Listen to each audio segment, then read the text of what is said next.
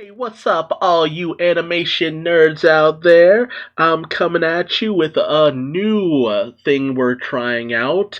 Instead of doing the regular talking 2D thing, we have just so much passion for One Piece, I decided fuck everything else, let's just talk about fucking One Piece. So now, our show will be rebranded Talking One Piece. If you don't like it, tough titties. I'm your host, Duuz-Diz-Din, here with my co-host. The man with the iron giblets. And let's cut out all the bullshit and just get to what we love talking about, and that's some One Piece. Dude, this chapter, though. This chapter. This chapter just said, first off, Sanji. What the fuck? No, this chapter said, fuck everything you think you know, because you don't know shit. Honestly, I was wondering. But we'll start with Sanji. I was wondering for the longest time if there was going to be like something where it was slowly progressing on him, because a lot of people had kind of questioned that for the longest time. They thought maybe the Diable Jambe is part of it, but at the same time, Judge never mentioned anything about it. So it's just like it was really hard to tell if it was going to be relevant sometime in the future, and it's just like, I mean, it has to be. Why even bring it up if that wasn't going to be the case? And, well, here we are. Yeah, so, I guess, his mother's attempts to keep him from becoming like his brothers wasn't a complete failure, or a complete success. Oh god, that's just really confusing to say. I mean, it depends on how you look at it, because to a certain degree, it's not like Sanji's emotional state, as far as we can tell, is changing, so to a degree it was a success, but maybe in allowing him to still have the benefits of the Germa physiology, it just had to, like, slowly progress over him.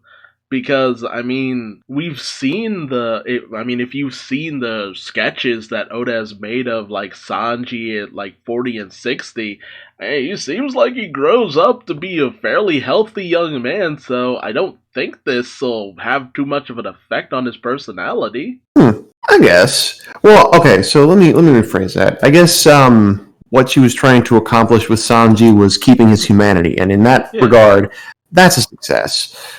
If she was trying to keep him from being like some sort of genetically engineered monster with abilities that no normal human should have, well, that's definitely not what happened here. And that's why I choose to go the humanity route, because it feels less sad that direction. Yeah, but good freaking lord, man. Queen crushed the absolute shit out of him, and he was. I love how he was just like, what? I'm fine. I don't feel nothing. But it's like, but you're. Are you sure? You look like you got folded like an omelet. Listen, man. I will admit that was weird, but can we address Queen and the thing that he did? Just to get to it, but I was gonna get to it. Don't worry. But I really wanted to just talk about Sanji's body being mangled like that, and he was just knocked it back into place. Yeah, like that has got to be the most Looney Tunes shit that Oda has ever pulled in One Piece. I mean, we saw it kind of happen with Yonji's face when Sanji did it to him. It's just weird to see it go on with the rest of someone's body. I'm looking at the panel and it's just like it looks really painful, honestly, just the way that it's depicted, and I don't know how to feel, because his body just really looks broken, and then he's upright, and it's just like, That's what's fucked about it. Like, he's standing upright, but he's broken, but he's not. It makes my brain hurt to look at it. It's that bullshit science that just keeps coming up in this series. Because it's just like, ever since fucking Frankie and the fridge stomach, I'm just like, I feel like Oda's just gonna keep fucking with physics and how bodies shouldn't be able to work this way or contain that kind of gadgetry to allow for this to work. And then we got to Queen, and I'm just like, here he goes again on that bullshit. And now we're seeing this, and I'm just like, what kind of science would allow this? I am deeply curious. It looks like his body just kind of shit out his head, neck, and tail at once from the front. That's what it looked like to me. I saw those. I had to do a fucking triple take on those goddamn panels, and it really does just look like he just went. So what you're saying is Queen is a literal turd. Yes. Yes, he is. You remember Adventure Time when they introduced Jake's kids? Oh. And they got to Kim Ki-wan, who fell out like a turd? That's Queen. That's Queen, man. He has made that very abundantly clear. Because he just tried to use his turd attack to kill Sanji. And he coils up like it too, and it's just like, no. I don't know what is nastier to look at, Turd Queen or Broken Sanji.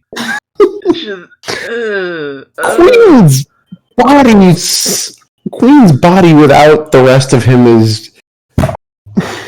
I don't know what's more disturbing to look at, Turd Queen or just the body with the hole in it and just, I know it's just supposed to be funny, but I'm kind of just really skeeved out the longer I look at it. Like, no. I agree wholeheartedly, and that's why I'm laughing. Oh, no. No, I don't know. Put it back.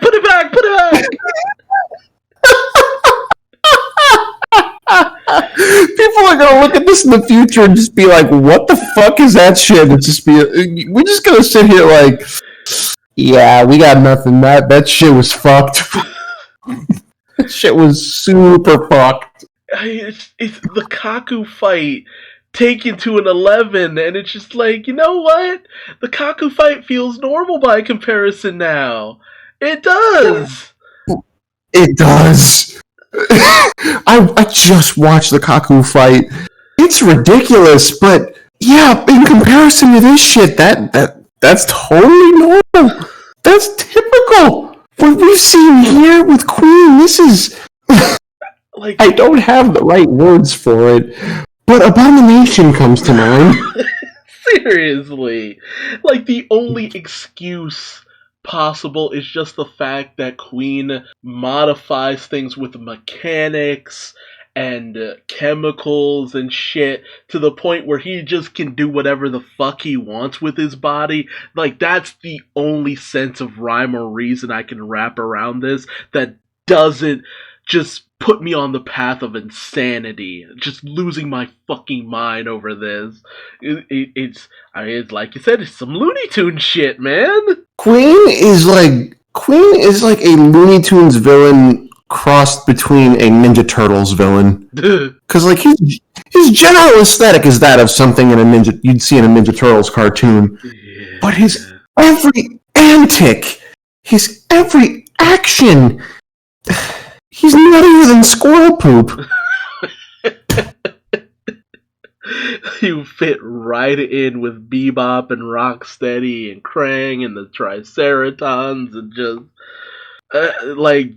shit. I remember when we were talking about Sasaki and his fucking, helicopter mode and how bullshit that was, and this is just like, y'all don't know how dinosaurs function, do you? I mean, to be fair, I think that's just a Zoan type thing. Because all Zoans seem to have, like, this ability to just, like, manipulate their body. I mean, Kaku demonstrates it in his fight pretty much immediately. Like, he is experimenting with recently discovered powers, but it just goes to show that, the standard 3 transformations are not exactly what you're limited to. It really does kind of just boil down to your imagination. I mean, the guy managed to fucking weaponize his body in ways literally nobody thought fucking possible. He managed to turn his goofy ass hybrid form, because it is fucking goofy, into a genuine force to be reckoned with. Like that saying from Pirates of the Caribbean.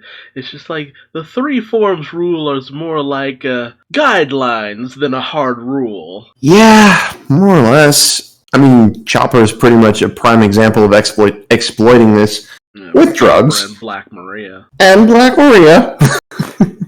I mean, it's like, people feel like it's a lazy, drugs, I don't know, lol explanation, but it's just like, I mean, there's precedent for it. Listen, given what we've just seen in this chapter with Queen, I believe it.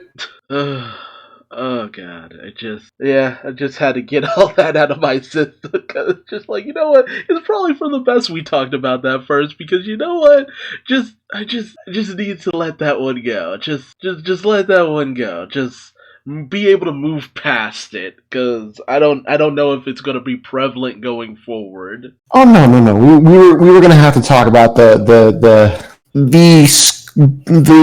man who's been squashed like a bug and the turd dinosaur. We had to talk about those. The Turdosaurus. I was going to say the elephant. Yeah, I was going to say the elephant in the room, but that's way past an elephant in the room. Nah, sorry. The elephant in the room got killed like 2 chapters ago. Yeah.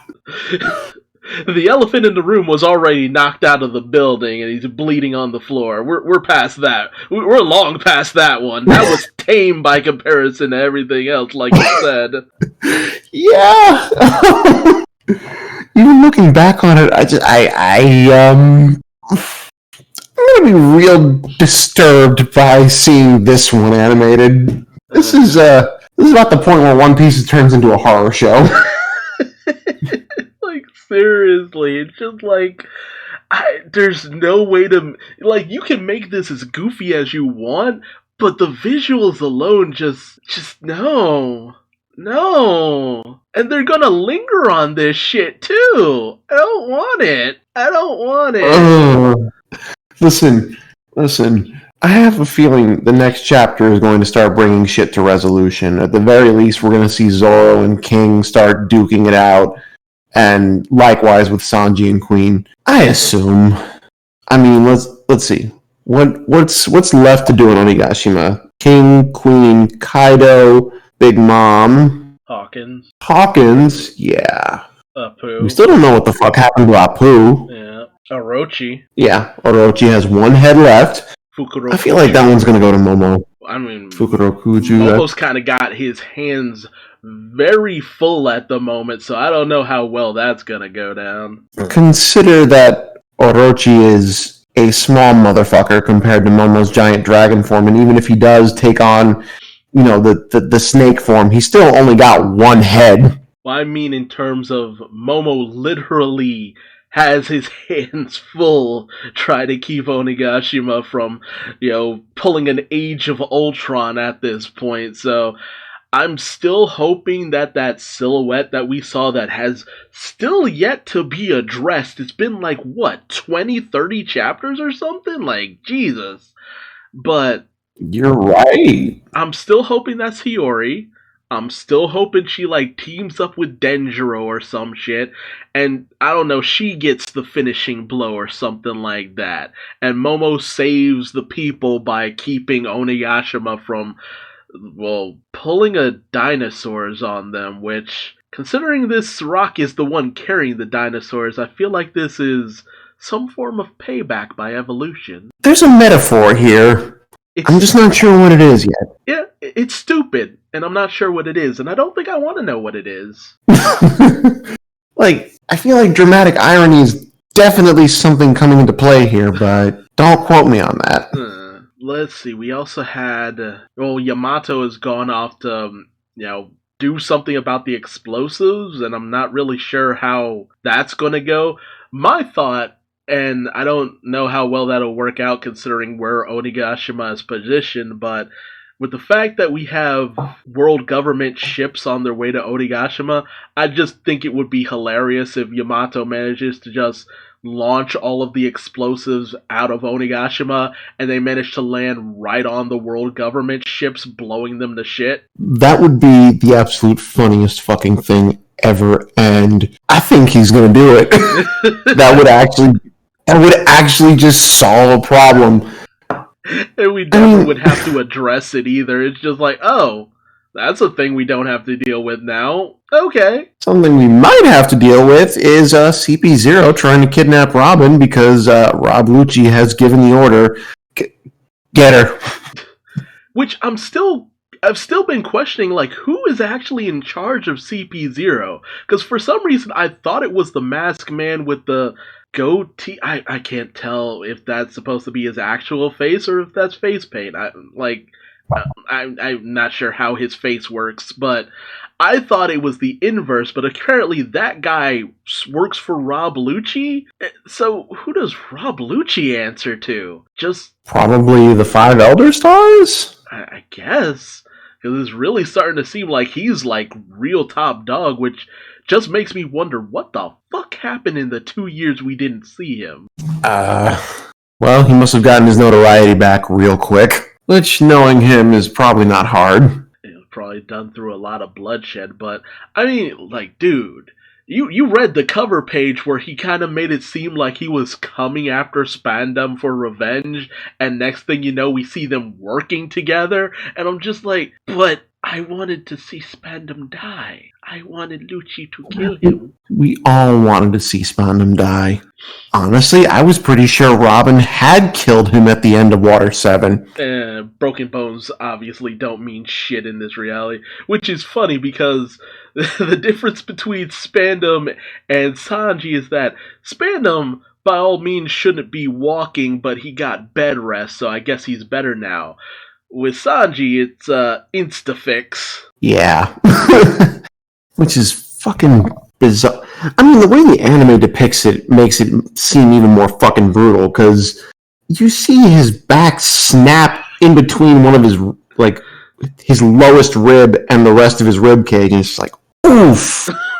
Well, like, that's the kind of thing you definitely don't recover from. Well, you can't forget how many times we've seen, especially during Alabasta, Usopp get decked in the schnoz so hard, I'm pretty sure he has a fractured skull, and all of that just healed back just fine. So, like, Usopp, yeah, no, he should have bone fragments in his brain and shit. He should definitely be dead. True. Again, physics are more of a guideline rather than a hard rule in this reality. Yeah. God, seriously. Like milk growing back your teeth.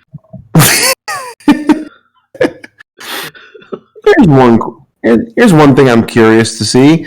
What the fuck are the CP0 guys going to try and do? Go after Robin, but honestly, them going after Robin, it kind of makes me feel better about the fact that the Tobiropo got their asses handed to them quick, fast, and in a hurry, because it's just like, if we're getting another fight in all of this shit, yeah, bring on all the Straw Hats to help defend Robin. I'm down for that. That would actually be pretty fucking cool, because, I mean, right now, most of them don't have much else to do. Right? Last chapter where Frankie's just like, you need help, Zoro? No, I'm good. Okay. Then Frankie just fucks off. That would actually be perfect. He crosses paths with fucking CP0 or Robin and Brooke, and it's just like, hey, this is a thing we gotta deal with. It keeps them preoccupied. It makes it so that the rest of the ride isn't too easy. More or less. I think that's about it for the chapter. I mean, we got the play-by-play where we're at right now in terms of the forces of the battle, which, honestly speaking, aside from the heavy hitters, it don't really matter too much. You got a point. At this point, we're just waiting for all the final pieces to drop. Yeah, go board reference. Alright, want to move on to the anime? Yeah. Oh, yes, I do. This episode was a really good one. Holy shit. Holy shit. When You saw the Akazaya just running up on Kaido. The animation just went crazy in that moment. It's just like, man, yo, you guys are really just, you know, when you want to go balls to the wall at this point. What I especially love about this episode is the fact that when Luffy removes Yamato's explosive arm wrist handcuffs, I don't know why the word handcuffs did not come to me anyway, when he pulls those off and they explode and everyone's just like, what the fuck? Yamato's just having that real realization. It's just like, this motherfucker actually would have tried to kill me! Like, yep, I disown you. You are no father of mine. None of that. We're done. I have nope. Not about this shit. But, dude, that scene with them just cutting down people, it just, I don't know, like, I don't know what it's been about this whole situation, but, you know, the anime staff just decided, just like, oh yeah, you can just have a whole bunch of dudes just getting cut to shit. Like, don't even hold back on how you depict it. It used to be you'd barely see anything going down, but now it's just like, oh no, you see all the blood splattering all over the place, and bullets penetrating skin and shit. I'm just like, god damn. Oda said, guess what? I'm gonna do the best shit you've ever fucking seen, and you're not gonna be ready for it.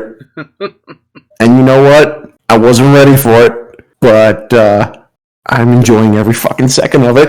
Oh god, but I mean, they managed to almost cover a whole entire chapter with this past episode, so it really is looking like by the time we hit chapter 100, episode 1000, I should say, that's going to be the episode where we'll have all the Straw Hats just kind of lined up and all together, ready to battle for the first time since, Fishman Island. Fuck yeah.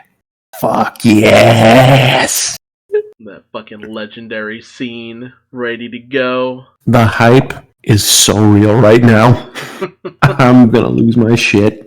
Although, where we're at, I am ready kind of for, at least in terms of the manga, the whole events of Onigashima to kind of be over to a certain degree, even though I know we've probably got probably 20, 30 more chapters left to go. Just because it's just like, I want to know where we go from here. Like, now that we have the CP0 involved and all that shit, like, what happens after all of this? It just feels like it's gonna go more to shit. That's a good question.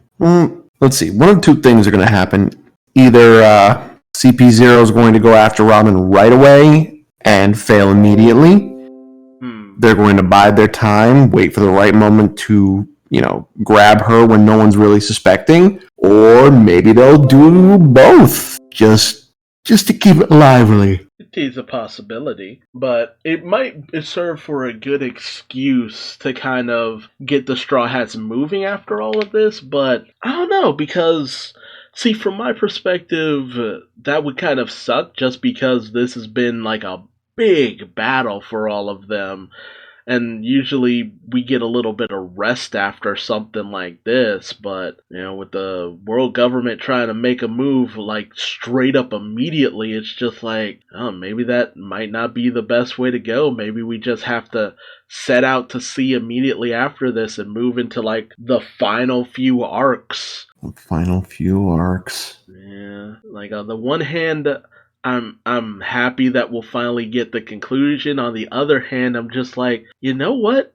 I kind of actually want a filler arc after this in the anime, just to spend some time with, like, the crew, like, in its completed form after this. Because, like, we're definitely getting, whether it be Yamato or Carrot, whatever side of that debate you're on, we're gonna get our final crew member, and I don't know, I just want like some random adventure with the fully completed Straw Hat crew. Something fun. Yeah. Something that requires all their combined efforts. Something that, will leave a lasting impression on everybody that, now I'm just asking too much. You get the point. Just something fun. Yeah. Although, see, I have been wondering, because depending on how the series ends, if it should end in a way that, none of the Straw Hats die, or anything like that, heaven forbid, that would be super sad, but,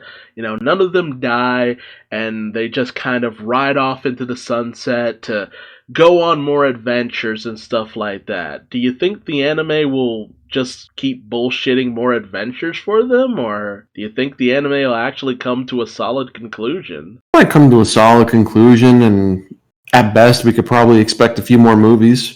That would be nice. I don't know, it's just, like, once you actually find the One Piece, it's not like we've completely explored the One Piece world as a whole, so there could be more that's out there, but, I don't know, would it still have the same kind of panache to it?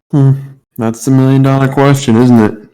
Like, unlike with DBZ that just decided, more power! Gain more power! That is the goal of our series from now on. Or Bleach, which actually kind of ended up with a pretty decent follow-up story if they actually do regularly follow that up. And Naruto managed to go the route of, well, we introduced space aliens, let's keep rolling with that. I mean, could One Piece go to space after all of this? It's not like there's a precedent for it. I mean, there's an entire cover story about Enru on the moon, which I haven't gotten through completely yet. Oh no, spacefaring One Piece adventure. And shit, Sunny can already kind of fly to a certain degree. That would be taking shit to the next level for Frankie. It really would. But see, now here's a question. Are there devil fruits in space? What if devil fruit came from space?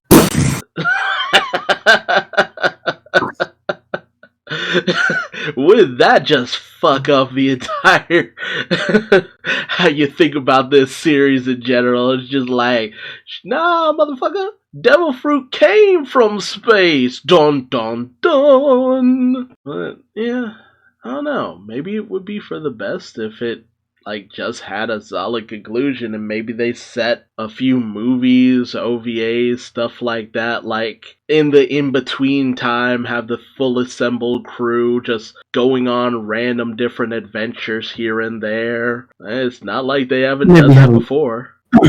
Maybe have a movie about God Valley because, well, even though it was an April Fool's joke, it's something that everyone unanimously wants. Man, y'all really jonesing for that God Valley thing. Look, we want to know more about God Valley. We want to see young Garp. We want to see young Sengoku's, young Roger, young Whitebeard, young Big Mom, young Kaido. We want to see what they all looked like when they were just starting out. In their prime. We want to see just how terrible Rox-D Zebek was. Because we only know his name and his silhouette. We don't know much more than that. I get that. It just the way it sounds is like you make it sound like we're not going to get that at any point in the manga, though. Listen, I don't know if we will. We probably will, but they waved it in front of my face, and now it's just like, damn, I could really go for that now. You got that mighty need. Yeah, they awakened the mighty need, and now it just feels like they're taunting us, which they were. And it worked too well. We could always have something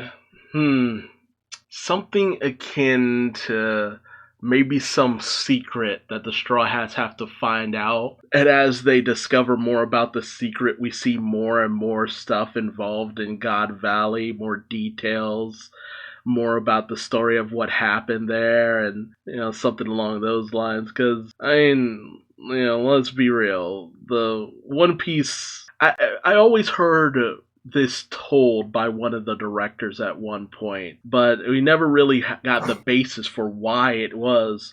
But they decided that they didn't want to adapt any of the cover pages because the episodes of Buggy on his own trying to find his body parts and Kobiha and Helmeppo training didn't receive the best of ratings or feedback or something like that. And so you never get a story that strays too far from Luffy or at least one of the Straw Hats. Well, that sucks. It's a bit of a bummer, which I mean, honestly, it's like I was telling you before where Grand Line Review had done that video on cover stories because he made the great point that a lot of the stuff that happens in cover stories, even though some of it never really gets addressed, some of it serves as a bridging point for why you don't see why one character, is one place at one time and then later down the line they're suddenly over here, like friggin' Caribou. Last you saw him in terms of the anime, he was on Fishman Island pulling some shady shit. Next thing you know, he's in Wano. You wouldn't know what happened unless you actually read the manga and looked at the cover stories. Like That's why I'm going through all the covers. That's why I'm going through the manga again and reading all the cover stories because I want to pick up on those details that I missed out on. Yeah. And it's funny too because, it was pointed out to me in that video too that sometimes some of that stuff is referenced in the anime. The only thing is it's usually referenced in cheeky ways, like it'll be on a newspaper somebody's reading. So unless you're looking closely at the scene, you wouldn't even notice it was there. I mean, I don't love that idea, but I don't totally hate it either. Feels kind of cheap, though. Yeah, and hell, Wapple's whole adventure from being launched from the Drum Kingdom to being a poor pauper to discovering Wapple Metal to creating the Black Drum Kingdom was all told through a cover story. And it's just like, if we never ran into Wapple again, that masterpiece of storytelling would never be known. You wouldn't even know where Wapple Metal even comes from or why it's actually something very fascinating that Frankie uses. And with that, that is our show. Kept short, sweet, and simple, and to the point. All about the stuff that we love, just shooting the shit about something that is amazing that we can't wait to see more of. Now, the manga is on break next week, so, that's happening. Not to mention, because of some personal stuff, might need to reshuffle the time that we do these podcasts. So, keep things posted. But I want to thank everyone for joining us. I've been Duuz-Diz-Din, here with my lovely assistant. The man with the iron giblets! And we will see you next time. Same One Piece time, same One Piece channel. Peace out.